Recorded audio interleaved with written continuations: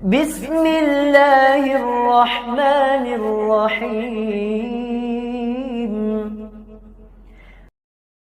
Catatan banyak orang mengenai videonya Samsudin ini yaitu pengobatan yang menggunakan kelapa itu, jadi bisa mentransfer penyakit ke dalam kelapa, dan itu diklaim pengobatan ruqyah ya. Saya harap juga ada asosiasi ruqyah atau perkumpulan ruqyah Indonesia, apalah namanya, saya nggak paham ya, yang secara resmi ada perwakilan berbicara apa benar memang ada pengobatan ruqyah dengan cara mentransfer penyakit ke dalam kelapa seperti itu, karena itu banyak yang membongkar ya, dianggap sebagai trik sulap saja gitu guys ya. Coba kita simak dulu nih videonya Pak Samsudin ya, yang mempraktekkan ilmunya. Oke, ini saya reaction dari channelnya Ayub Abdullah Anin Anto. Di sini judul videonya pemindahan penyakit di kelapa muda part 2. Oke, kita putar ya.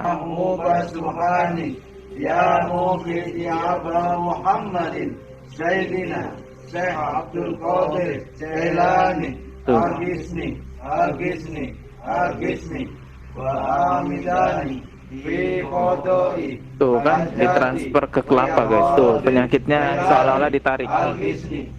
Nah, ditarik ke kelapa. Oke, langsung aja kita lihat kalau kelapanya nanti dibelah itu seperti apa jadinya. Nah, seperti ini jadinya.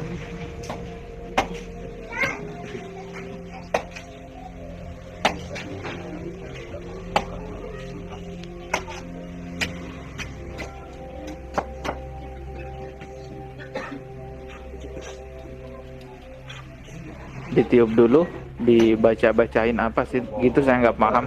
Nah, ini kondisi kelapanya ketika sudah dibelah. Tuh, airnya keruh, bahkan ada benda itu ya, besi itu, apa keris atau paku, saya nggak paham. Oh, keris, ada keris guys. Bismillahirrahmanirrahim. Assalamualaikum warahmatullahi wabarakatuh. Alhamdulillahi rabbil alamin, wassalatu wassalamu ala ashrafil anbiya'i wal mursalin wa ala alihi wa sahbihi rasulillah jamain. Berjumpa lagi dengan channel kita Ruqyah Azza. Pada hari ini kita akan mencoba membuat sebuah video reaksi dari sebuah channel Dedi Sefriadi yang beliau menginginkan sebuah klarifikasi apakah teknik memindahkan penyakit ke dalam kelapa itu bagian dari teknik ruqyah. Beliau menginginkan sebuah klarifikasi. Maka pada hari ini saya akan mencoba mengklarifikasi akan hal tersebut. Kenapa klarifikasi ini agak terlambat? Ya karena kita lagi menunggu ada yang mengklarifikasi akan hal tersebut. Ya, tentunya orang yang lebih berkompeten untuk menjawabnya. Namun ternyata klarifikasi itu belum ada. Maka untuk membantu umat supaya umat ini jangan bingung, maka perlu rasanya hal itu kita klarifikasi. Apakah memindahkan, mentransfer penyakit ke kelapa, ke telur, ataupun ke binatang itu adalah bagian dari teknik ruqyah? Maka melalui video ini kita akan mencoba menjawabnya. Mudah-mudahan umat bisa tercerahkan kemana mereka harus melangkah untuk melakukan pengobatan, supaya mereka tidak tergelincir kepada hal-hal yang diharamkan oleh Allah Subhanahu wa ta'ala. Ikhwan fillah rahimakumullah. Ya, kita tahu bahwa ruqyah hari ini alhamdulillah sudah dikenal di kalangan masyarakat kita. Namun, ya, masyarakat kita belum banyak paham apakah ruqyah yang mereka ketahui itu, yang mereka pahami itu, apakah ruqyah syar'iyah ataupun ruqyah syirkiyah. Umat belum banyak tahu akan tentang hal ini, tentang perbedaan ruqyah ini. Nah, melalui video ini kita akan mencoba menjelaskan supaya umat nanti lebih jeli dan lebih teliti lagi untuk mencari kesembuhan. Ikhwan fillah rahimakumullah. pada dasarnya ruqyah itu dulu pernah dilarang oleh Rasulullah SAW. Ya, berdasarkan hadis dari Ibnu Mas'ud yang diriwayatkan oleh Imam Abu Dawud, Rasulullah SAW pernah bersabda, "Innar ruqa wat tamaima wat tiwalata syirkun."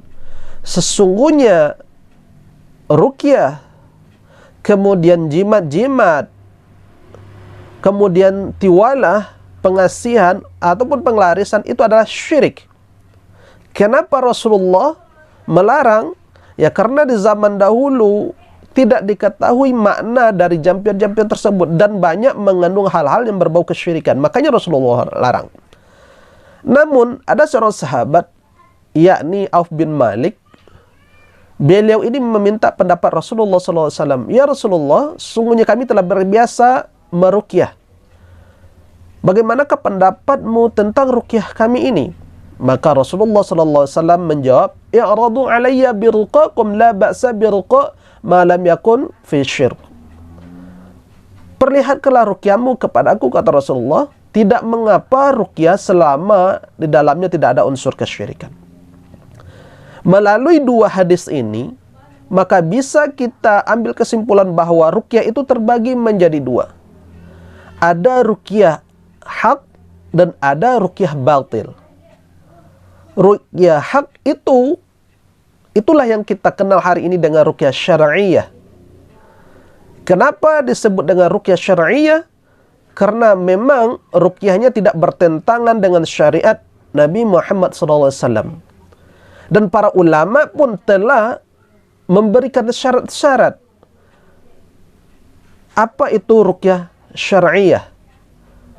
Menurut Ibnu Hajar Al-Asqalani, beliau menyampaikan bahwa ada 3 syarat. Dan Imam As-Sayuti pun mengatakan, berpendapat seperti itu. Para ulama telah sepakat bahwasanya ada 3 syarat dari ruqyah syar'iyah. Yang pertama adalah bahwa ruqyah itu terdiri dari kalamullah, dari Al-Quran. Kemudian terdiri dari sifat-sifat Allah ataupun asma-asma Allah. 1. Kemudian yang kedua, syaratnya adalah hendaklah dalam berbahasa Arab.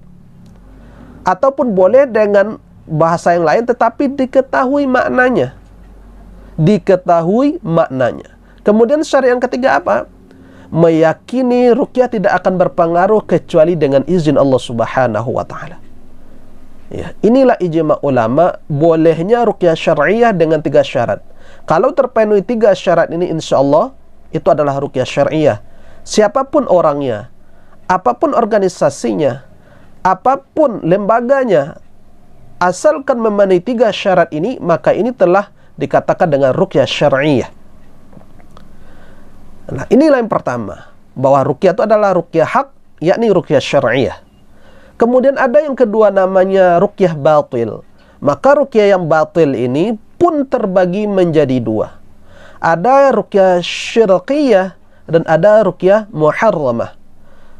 Ruqyah syirqiyah karena di dalamnya terkandung hal-hal yang berbau syirik. Maka akan hal ini kita akan mencoba membacakan karena ada beberapa hal yang harus kita ketahui. Yang pertama, ciri-ciri ruqyah syirqiyah itu adalah ya mereka berdoa selain kepada Allah. Ya. Berdoa meminta selain kepada Allah. Meminta kepada kuruhun-kuruhun, meminta kepada jin, kemudian meminta kepada jimat-jimat. Maka hal ini terlarang dalam agama kita. Kemudian yang kedua, mereka meruqyah dengan mengandalkan kekuatan bertuah. Ya, mengandalkan kekuatan kepada benda bertuah. Kepada keris, kepada ajimat-ajimat dan lainnya. Kemudian yang ketiga, mereka menyembelih hewan untuk selain Allah sebagai syarat penyembuhan. Kemudian yang keempat, mereka mengaku bisa mengetahui hal-hal yang bersifat gaib mutlak. Semisal mereka mengetahui azab kubur, kemudian melihat ruh orang mati dan lain sebagainya. Kemudian yang kelima, mereka mengaku memiliki surga dan neraka di bagian tubuhnya untuk menyedot jin.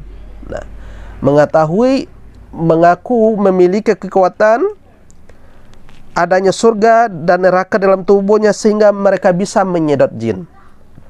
Kemudian yang keenam, mengaku menjadi ratu ataupun penguasa alam jin. Kemudian selanjutnya memberikan jimat kepada pasiennya sebagai penangkal bahaya, sebagai penangkal bala. Ini ciri-ciri dari ruqyah syirkiyah. Kemudian selanjutnya menghadirkan arwah orang yang meninggal kemudian dimasukkan ke dalam tubuh mediator. Kemudian untuk dimintai informasi tentang hal-hal yang gaib. Selanjutnya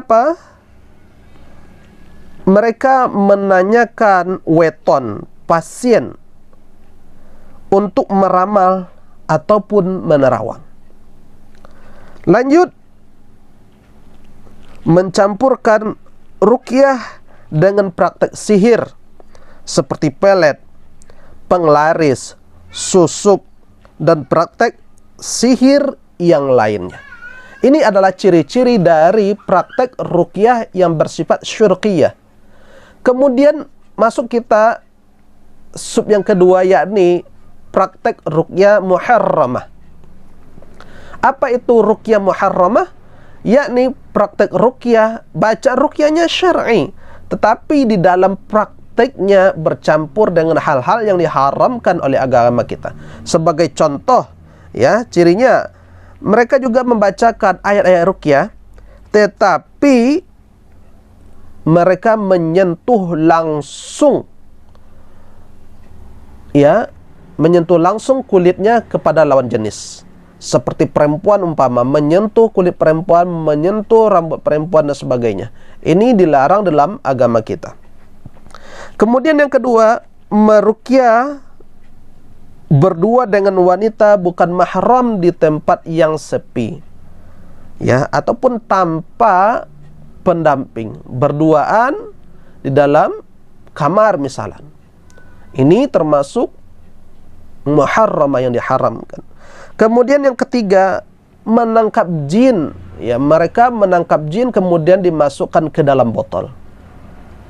Lanjut, mengobati dengan metode usap telur, kemudian keluar paku dan segala macamnya. Dan telur tersebut diketahui ini hanyalah trik sulap belaka. Si pelaku tidak terkena dosa syirik, tetapi dia berdosa karena telah menipu pasiennya.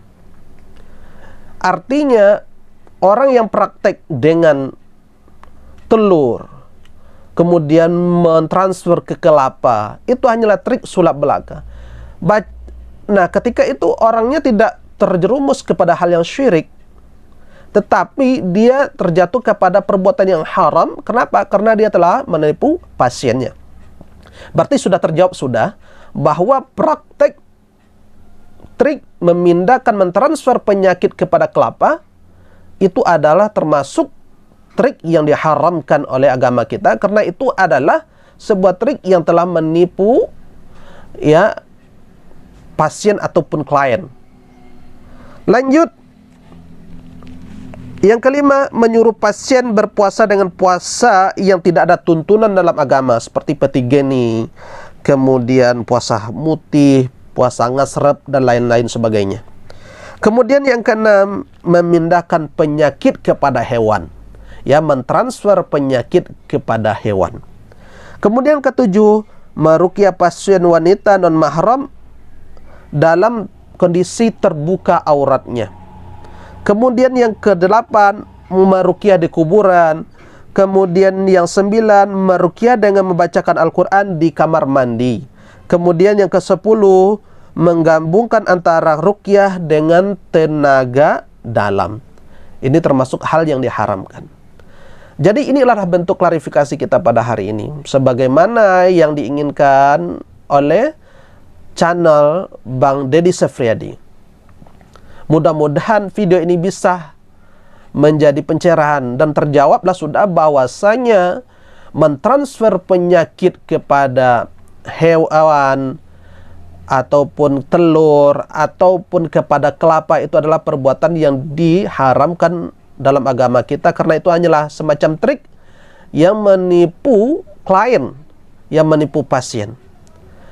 Pada sejatinya bahwasanya kita bisa berpikir, kalau memang itu betul-betul penyakit itu dipindahkan kepada kelapa, seharusnya penyakit klien ataupun penyakit pasien itu sudah hilang.